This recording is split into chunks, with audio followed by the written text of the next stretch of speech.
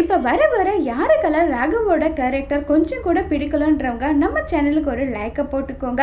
ராகவ் வந்து என்னாச்சு, என்ன நடந்ததுன்னு சொல்லிட்டு ஆகாஷ் கிட்ட கேட்குறாங்க. ஆகாஷும் வந்து ஏதோ ஒரு வேலை விஷயமா போயிருக்காங்க.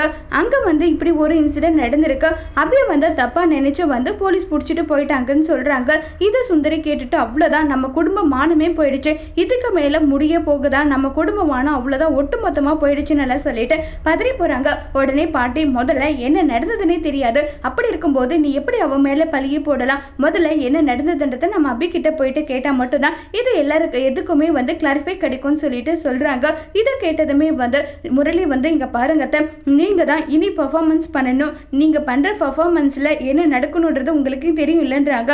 ஆமாம் தெரியும், அந்த மாதிரி நடக்கணும், சரி நான் பார்த்துக்கிறேன்னு சொல்லிட்டு சுந்தரி அதே மாதிரி வீட்டில் இருக்க எல்லாருமே வந்து போலீஸ் ஸ்டேஷனுக்கு போகிறாங்க.